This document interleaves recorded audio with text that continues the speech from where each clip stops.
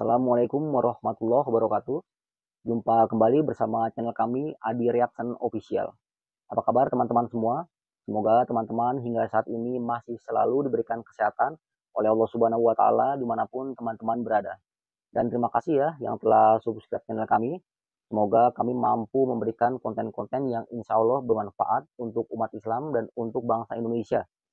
Dan pada kesempatan kali ini saya ingin mengulas ya atau bereaksi tentang salah satu tokoh yang menurut saya masih hingga saat ini fenomenal ya sebagai kepala daerah, yakni Pak Deddy Mulyadi.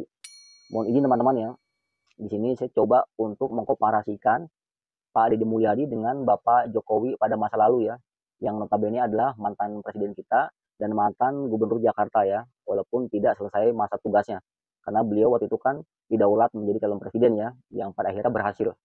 Namun di sini saya komparasikan sudut pandang saya, kenapa kedua tokoh itu nyaris ya, menurut saya sangat fenomenal dan sangat karismatik ya untuk pergerakannya dalam konteks dunia politik, dalam konteks sosial, dalam konteks bagaimana sebagai pemimpin atau kepala daerah mampu membumikan ya makna bagaimana seorang pimpinan seharusnya bekerja ya.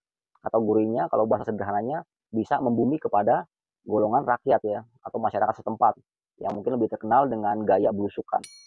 Nah, pada periode masa lalu ya, di mana Pak Jokowi sangat fenomenal ketika beliau melakukan belusukan, ketika di tengah-tengah masyarakat, di mana beliau pernah masuk gorong-gorong, yang kalau sebagian kalangan ya, mungkin kaum elit atau yang berseberangan, mungkin kategorinya pencitraan teman-teman ya, pun begitu dengan Pak Deddy Mulyadi, ya, masih banyak yang menyematkan beliau pencitraan, segala macam. Namun sudut pandang saya, Pak Deddy Mulyadi ketika melakukan belusukan, beliau pun ya dibarengi dengan program-program nyata yang sangat bermanfaat untuk masyarakat Jawa Barat. Ini penting teman-teman ya. Jadi belusukannya itu bukan pencitraan karena dibarengi oleh program-program yang berdampak langsung terhadap keluarga ya, utamanya golongan menengah ke bawah ya. Walaupun Pak Deddy Mulyadi tidak ya menafikan golongan ke atas, pasti beliau adil ya. Pun begitu dengan Pak Jokowi pada masa lalu. Namun secara mayoritas ya teman-teman mohon izin ya, di mana Indonesia secara mayoritas kan masyarakat kita masih di bawah golongan menengah ke bawah. Jadi wajar ketika orang atau kepala daerah itu melakukan belusukan di tengah masyarakat, gampang viral karena yang mayoritas masyarakat kita itu cenderung ya golongan ekonomi menengah ke bawah. Nah, disitulah yang harus diperhatikan. Disitulah program-program yang harus dijalankan yang kalau bisa berdampak kepada masyarakat setempat.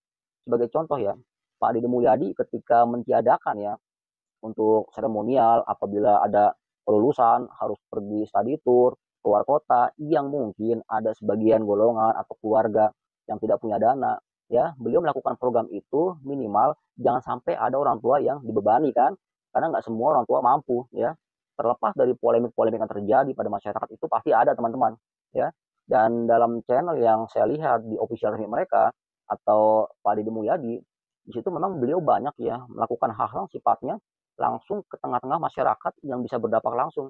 Jadi tidak hanya ngomong-ngomong yang ujung-ujungnya berpakaian rapi, berpakaian bersih, hanya seremonial, hanya pidato ya berapi-api, hanya meeting-meeting yang nggak jelas segala macam. Namun beliau mampu melakukan atau tindakan nyata ke tengah masyarakat untuk hal-hal yang mungkin sebagian dari pemimpin kita itu jarang dilakukan.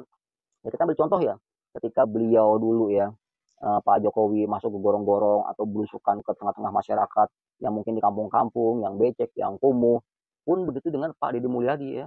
Ketika beliau masuk sungai, nyebur sungai, pun banyak diliput oleh media. Di sini ketika banyak yang menarasikan beliau pencitraan, kita bisa lihat efek dari masyarakat, dari netizen ya.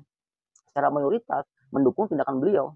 Berarti di sini orang-orang yang cenderung ya membela rakyat ya, menolong rakyat, yang langsung berhubungan dengan rakyat programnya, walaupun mereka mungkin semua tidak berdampak, minimal secara mayoritas ada yang dirasakan masyarakat ya. Jadi pemimpin tersebut pemimpin seperti itu seakan-akan mewakili ya perasaan masyarakat secara mayoritas. Makanya belusukan itu masih fenomenal hingga saat ini. Nah, itulah yang dilakukan oleh Pak Deddy Mulyadi. Harapan saya Pak Deddy Mulyadi pun harus bertahan ya dengan gayanya, dengan caranya ya. Dan apabila ada gubernur lain atau pemimpin daerah lain mengikuti gayanya ya, itu menurut saya nggak ada masalah teman-teman ya. Ketika ada mengikuti gaya Pak Jokowi belusukan, Pak Deddy Mulyadi belusukan, diikuti oleh pemimpin lain itu nggak ada masalah ya. Demi masyarakat Indonesia dan program-program yang berkaitan dengan rakyat ya, yang bisa berdampak langsung dengan rakyat, kalau bisa pemimpin daerah pun harus mengikuti ya. Jadi jangan hanya ikutin aturan-aturan yang sangat baku yang di lapangan itu tidak terjadi implementasi yang positif ya. Hanya teori-teori belaka. Di sinilah masyarakat kita sekarang cerdas ketika pemimpin kita yang melakukan belusukan, turun ke jalan, biasanya itu akan didukung secara mayoritas tuh ya. Karena memang langka ya. Dari dulu itu pemimpin maunya bersih, rapi ya, disanjung-sanjung ya. Dan di sini pun walaupun Pak Deddy Mulyadi banyak sanjungan dari netizen ya, dari warga Jawa Barat ya, saya pun mengantisipasi Pak Deddy ya, andai kata mungkin ya masih sebagian kalangan atau pemimpin daerah atau partai politik yang berseberangan ada yang mengkritik, itu hal yang wajar ya, jangan anti juga sih, nggak ada masalah. Secara politik itu hal kritik itu untuk membangun ya, agar kita lebih baik lagi. Apabila tidak ada kritik, apabila negara kita baik-baik saja, itu hanya ada di negeri doang teman-teman tuh ya. Dalam teori konsep demokrasi ya, itu ada yang mengkritik hal yang bagus ya demi kesehatan dari negara tersebut ya. Banyak kan sekarang kan yang kritikus-kritikus yang luar biasa di TV ya, di media sosial, bahkan kalimatnya, narasinya, diksinya bahkan keras, tegas ya, bahkan masuk wilayah hukum di situ. Tapi kalau kita pandang ya secara positif, tujuannya selama tidak ada mencela ya secara pribadi, tidak ada rasa kebencian ya, itu pasti tujuannya untuk kebaikan secara pribadi dan negara, yakinlah. Jadi di sini Pak Mulyadi tetap lakukan hal yang terbaik untuk masyarakat Jawa Barat. Karena saya yakin masyarakat Jawa Barat setelah saya lihat beberapa video-video Pak Deddy itu benar-benar mendukung, yang kalau saya komparasikan dengan presiden atau gubernur masa lalu di Jakarta, Bapak Joko Widodo, itu sama polanya tuh ya. Sehingga teman-teman, apabila hingga saat ini ya ada yang menginginkan beliau menjadi presiden ya, the next presiden ya, atau Pak Deddy Mulyadi calon presiden masa depan, wallahu alam, sangat memungkinkan ya. Bisa aja besok mungkin setelah Pak Prabowo sudah habis masa periode, beliau bisa menjadi wakilnya ya. Ini andai kata murni ya, tidak ada intervensi, tidak ada suatu lebih-lebih politik ya. Pak Deddy bisa aja seperti Pak Jokowi, teman-teman. Karena masyarakat kita cenderung itu mudah ya melihat hasil, melihat tindak tanduk dari pemimpin yang bukan pencitraan ya. Walaupun memang ya tanda petik di sini ya, Pak Jokowi pada masa lalu dipuja-puja, disanjung-sanjung, yang endingnya sekarang baik yang mencela, baik yang menghujat, itu memang hal yang biasa teman-teman tuh ya dalam dunia politik. Andai kata ada pemimpin kita yang awalnya bagus, yang pada akhirnya bagus, ya disanjung juga, mungkin ada ya. Tapi kalau secara mayoritas, memang di Indonesia ini kita punya sejarah yang pada masa lalu ya, dari beberapa buku yang saya baca memang dari zaman Soekarno, zaman Soeharto ya, bahkan tragis Soeharto ya, hingga disuksesi dengan cara dijatuhkan tahun 98 oleh mahasiswa. Artinya endingnya itu mendapat celaan. Lalu ada juga Pak Amin Rais yang menjadi tokoh reformasi, bahkan salah satu media waktu itu pernah mendeklar ya, bahkan beliau salah satu tokoh reformasi yang aktif di situ ya. Bahkan ketika menjadi ketua umum MPR ya, seakan-akan beliau Pak Amin Rais menjadi pendekar reformasi. Namun ironis hingga saat ini ya, ada yang menyematkan beliau sebagai gelandangan politik. Itu kan sudut pandangnya subjektif teman-teman ya. Nggak bisa melihat secara objektif bagaimana seorang Pak Amin Rais pada masa lalu bekerja untuk rakyat ya atas nama reformasi. Nah, musuh-musuhnya ya, golongan-golongan yang tidak sependapat pasti kan menjatuhkan, itu hal biasa. Pun begitu di negara kita yang pengalaman masa lalu presidennya pun tidak awalnya baik-baik saja dan pada akhirnya harus mendapat sanjungan. Nggak begitu teman-teman ya. Pasti ketika awalnya baik ada juga sejarah di belakangnya itu menjadi tercela ya. Ada juga yang dijatuhkan ya, ada juga yang di impeachment ya, ada juga yang tidak sampai pada masa jabatannya, banyak. Sehingga saya ngambil di sini suatu pelajaran dari Bapak Joko Widodo pada masa lalu ketika beliau disanjung, ketika beliau dipuja, yang pada akhirnya sekarang ya banyak beberapa masyarakat kita yang menghujat ya dengan narasi-narasi yang saya anggap sudah di luar dugaan teman-teman ya. Bahkan meme-meme beliau banyak yang bertebaran di media sosial, bahkan dihina ya. Cuman di sini saya komparasikan lebih kepada gaya Pak Jokowi pada masa lalu ya, ketika gaya belusukannya ya, gaya desonya ya. Ternyata hal seperti itu disukai oleh masyarakat ya. Dan akhirnya beliau berhasil kan menjadi presiden bahkan dengan mudah di situ. Ya, PDIP melihat potensi beliau pada masa lalu, mudah dicintai pada masyarakat ya secara nasional. Makanya beliau dengan mudah menang menjadi presiden Republik Indonesia. Apakah Pak Deddy Mulyadi bisa sama seperti Bapak Jokowi? Kenapa enggak teman-teman ya? Dengan gaya beliau, dengan pembuktian beliau, ya, dengan kinerja beliau, saya yakin masyarakat Indonesia itu mudah juga menilai. Walaupun dalam negara kita itu harus ada partai yang memilih ya, atau partai yang mencalonkan. Nah, di sinilah blundernya ya. Andai kata di sini Pak Prabowo besok mungkin masih kuat ya secara nasional, perolehan suaranya, dukungan rakyatnya, bisa saja beliau menjadikan Pak Deddy sebagai wakilnya. Nah, setelah Pak Deddy jadi wakilnya, bisa saja baru menjadi presiden. Tapi ketika head to head Pak Deddy Mulyadi ya, akan dijadikan presiden karena masyarakat kita sangat mencintai Pak Deddy Mulyadi secara berlebihan ya, tanda petik ya teman-teman ya, langsung disematkan sebagai tokoh atau calon presiden masa depan. Itu ada juga di media tuh, saya baca teman-teman tuh. Itu hal yang wajar, nggak ada masalah. Karena itu aspirasi atau keinginan masyarakat ya, wajar dan nggak salah. Karena yang diinginkan masyarakat itu ada bukti nyata dari seorang pemimpin ya. Untuk hal ini Pak Deddy Mulyadi sudah memberikan contoh yang pada masa lalu saya komparasikan sama ya dengan Pak Joko Widodo ketika menjadi Gubernur DKI Jakarta. Nah, apabila besok Pak Deddy Mulyadi mungkin tidak ada yang mencalonkan menjadi presiden, ya tidak bisa juga teman-teman tuh. Walaupun beliau mungkin bagus secara kinerja, masyarakat Jabar mendukung, bahkan secara nasional ya, sudah melihat kinerjanya, bisa saja.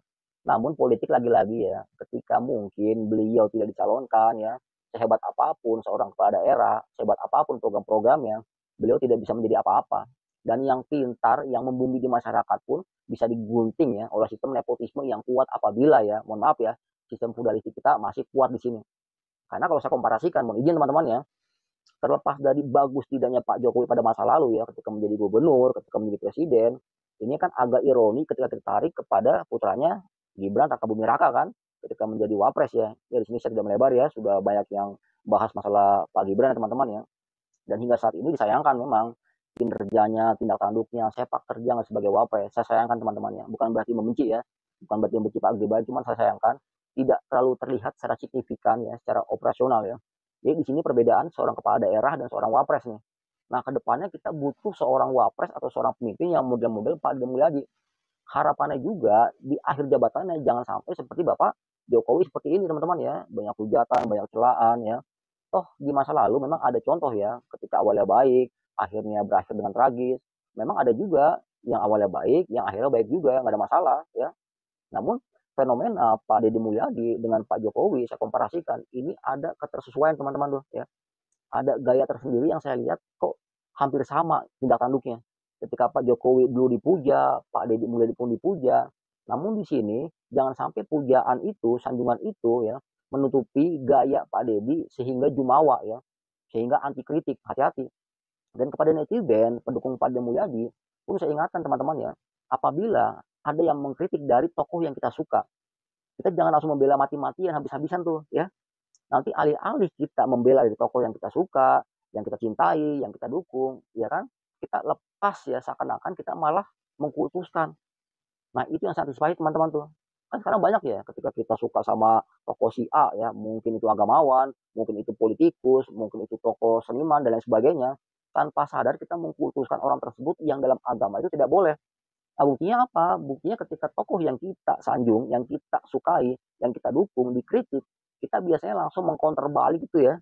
Kalau narasinya bagus ya, secara akademik ya kita bisa mengcounter balik, secara intelektual nggak ada masalah. Khawatir di sini pendukung-pendukung atau netizen mengkontor dengan serampangan atau membabi buta. Nah, di situ yang saya khawatirkan dan saya antisipasi jangan sampai. Jadi untuk pendukung Pak Deddy Mulyadi, siapapun yang menyerang Pak Deddy, yang tidak setuju, yang berseberangan, mohon dilakukan counter attack secara pemikiran dan intelektual teman-teman ya. Sehingga nama Pak Deddy pun masih bisa terangkat, masih bisa mempunyai suatu nilai di tengah masyarakat ya.